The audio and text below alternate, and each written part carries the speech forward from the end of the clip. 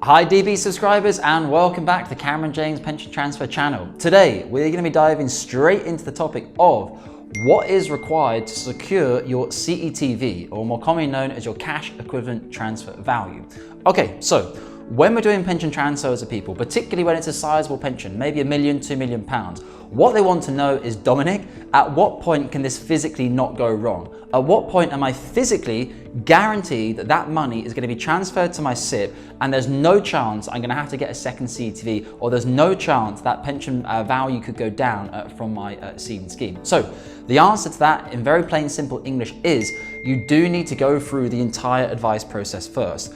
One of the most important documents that you cannot complete a pension transfer or safeguarded benefits over £30,000 is your financial advice declaration from the pension transfer specialist who has written your final salary advice report. So the financial advice declaration, or FAD as we call them when we're discussing things with the schemes, can only be written after you've gone through your advice process, you've had your advice report from your client, you've signed the advice report from the client, whether the advice was to proceed with the transfer or whether the advice was to retain your pension asset, and you've decided to proceed as an insistent client, which we can actually at the time of recording facilitate in all of our markets, Europe, US and the UK. We can facilitate insistent client transfers, and we can also facilitate transfers if you are below the age of 50. This is very rare in the industry. Most advisory firms' PI insurance will not cover this. At Cameron James, through our principal firms, we have extremely good PI insurance, and we pay a lot of insurance money to be able to provide this type of service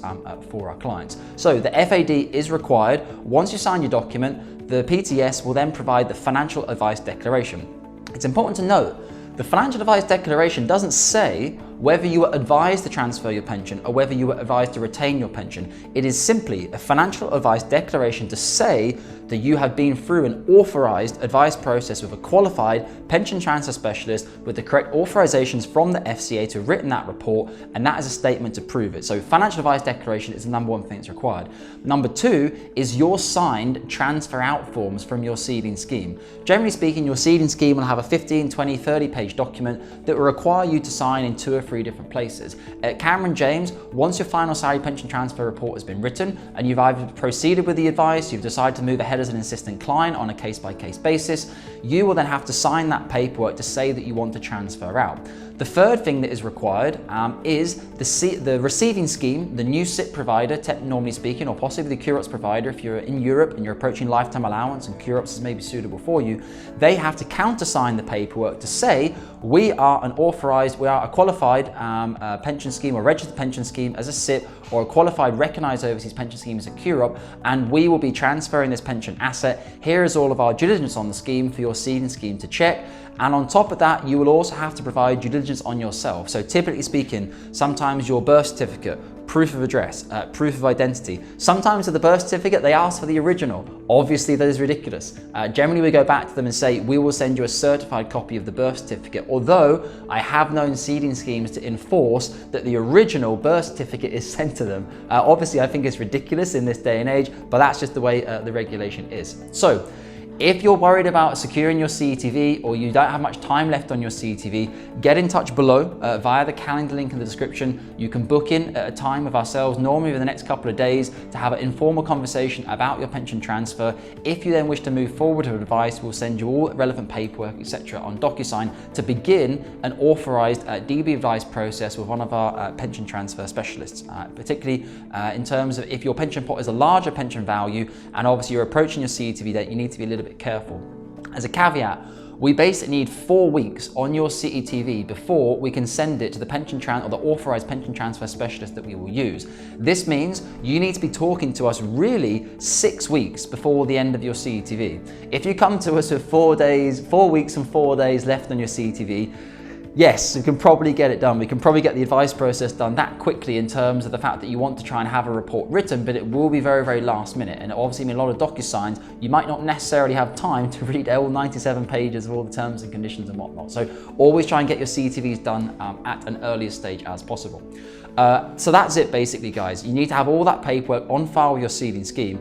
In this day and age, 98 or 99% of DB Ceding schemes in the UK will accept all of that information in electronic format. Some of them will accept it in electronic format, even DocuSign, that's fine for them. Other Ceding schemes will say, okay, we've had it from you on email. It was in by midnight on the day of the CETV. It's midnight on the day of the CETV date, the expiry date that you have to present it by.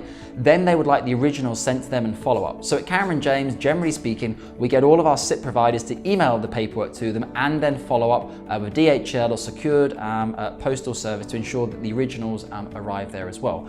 Once all the originals arrive on file with the Ceding scheme, and as another caveat, if you actually read page 297 of the FCA handbook, etc., on DB pension transfers, there is actually a 10-day period after the CETV date, which as long as you've supplied certain parts of that initial information they wanted, they can extend the period by 10 days. It's almost a 10-day mandatory period for you to submit the rest of the paperwork. So up to 10 days after your CETV date, there's a little bit of flexibility. We don't like using this 10-day period though. We prefer to always get everything done by the CETV date, but as a last-minute backup, there is a 10-day period there that you can push your Ceding scheme to accept the paperwork.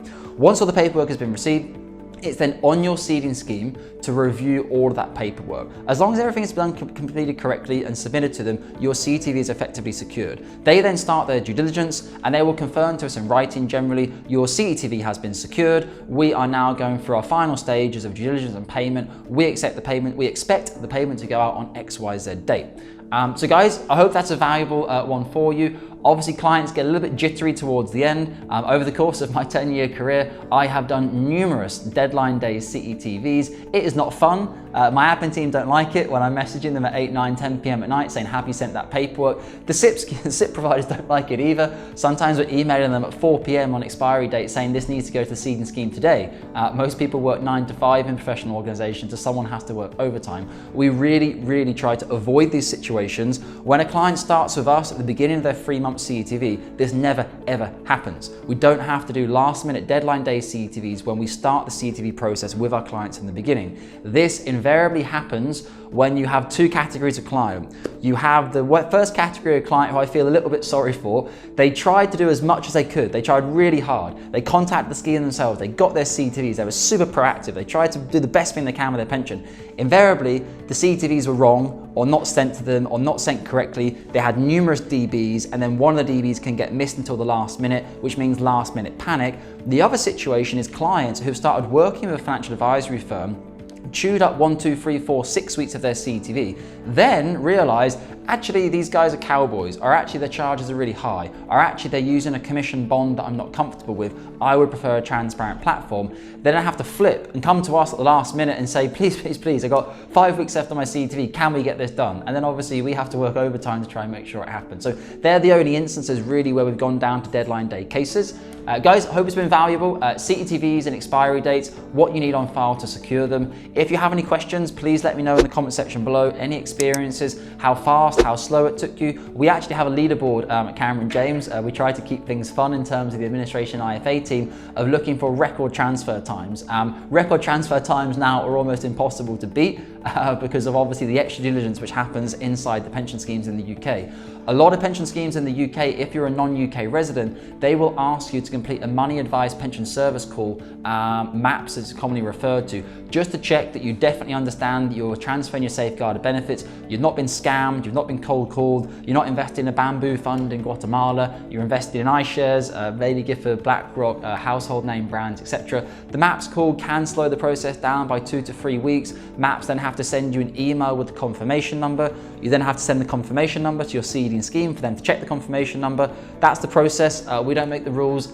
This is what's come in from regulation in the UK. We just try to help our clients get transfers done as soon as possible from start to finish. Guys, hope it's been valuable. CETVs, securing them, and everything you need to know. And as always, take care and take good safe with your UK pension assets. Thank you.